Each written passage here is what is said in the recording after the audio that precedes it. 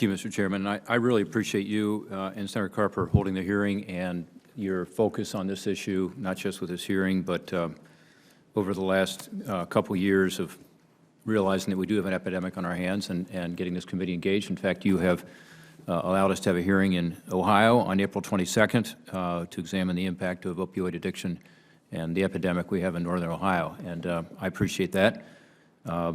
You guys are focused on the right thing, in my view.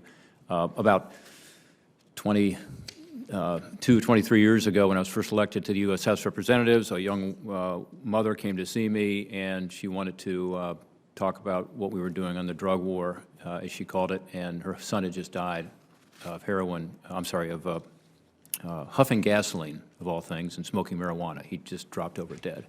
He was 16 years old.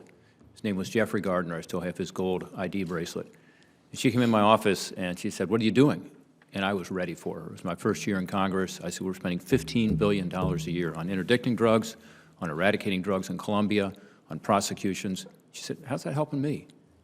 You know, I called a meeting of my church. They were in denial. It doesn't happen here. Called the meeting of the school. They said, "We can't get involved because it'll hurt our ratings." Called a meeting of her neighbors. Nobody showed up. And I was embarrassed not to have a better answer for it. And that's what got me involved in this. You know, I was the author of that drug-free media campaign, which had its ups and downs, and we had some real difficulties with it. But the fact is, prevention and you know, General, you're the one that said it.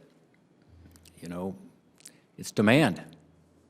And I agree the price of heroin is too low, and I agree we should be doing more to deal with that and stop the fentanyl from coming in and so on. But, folks, if we don't get at the demand side, it'll be something else next. It was cocaine back in the 90s, and I was the author of the Drug-Free Communities Act, which has now helped spawn 2,000 community coalitions. I started one back home. I chaired it for 9 years. I'm still very involved with it. You know, we've seen our rates of use by youth going down, Mr. Calkins, even among marijuana, which is, as you say, the biggest single drug abuse. But we now have this new epidemic, and it's hit us hard. And so I guess my response to the really good question Senator Carper raised is it has to be comprehensive, but it has to focus on demand. If it doesn't, it won't solve the problem. You can't build a fence high enough. And by the way, methamphetamine can be made in the basement.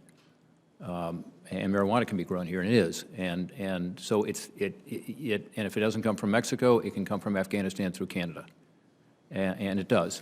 And fentanyl is coming from China, we're told. So, I mean, this is, I don't have the answers, clearly, after being at this for more than 2 decades, but I do think CARE, this Comprehensive Addiction and Recovery Act, is a really good step in the right direction. It focuses on exactly what you all are talking about today. I know a lot of you have helped us on it, and I thank you for that.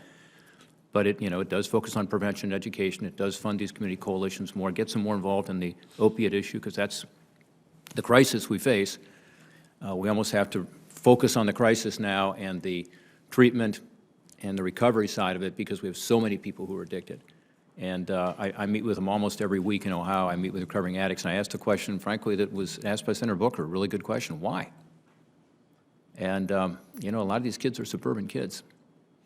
So this notion that it's all inner city, it's not anymore. In fact, our rates of use in Ohio, we think, is biggest per capita in the rural areas of prescription drug abuse and heroin addiction.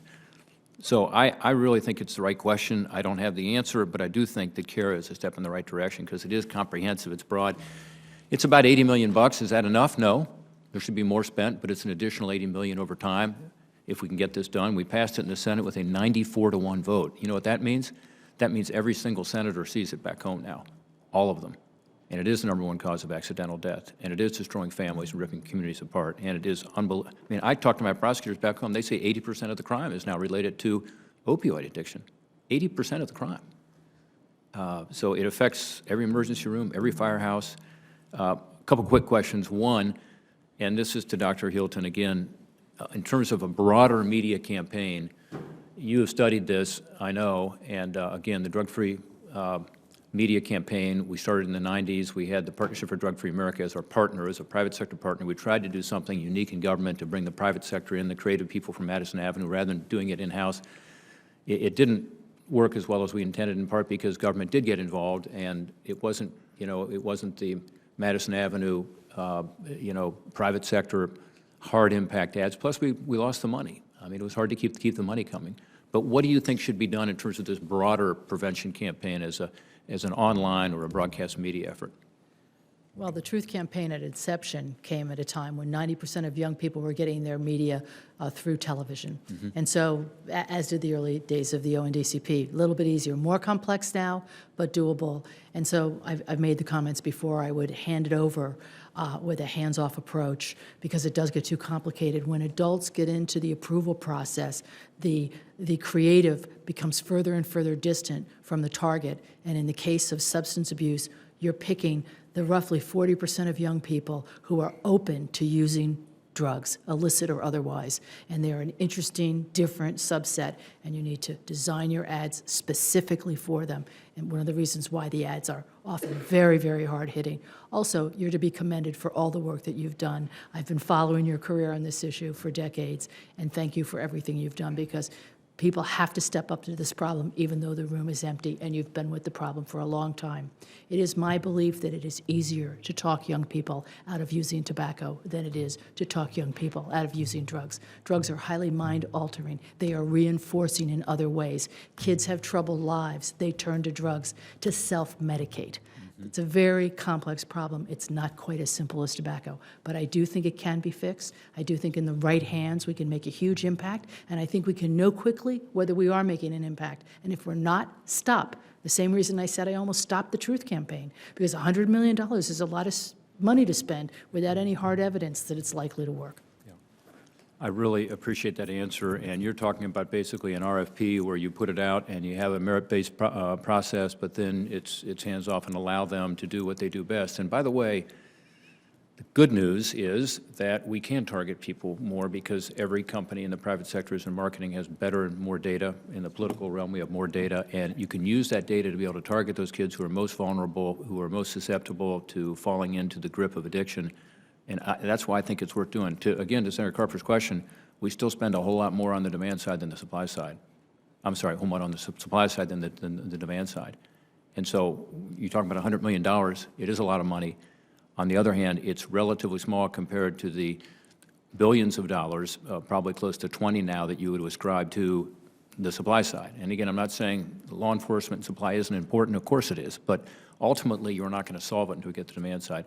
My time has expired. Senator McCain is now here. I want him to have a chance. He's been a leader in this issue, too. But I really appreciate the work you guys are doing in the trenches every day, and we are very eager to get your perspective, which is more academic, where you can kind of look at, what's really working and not working.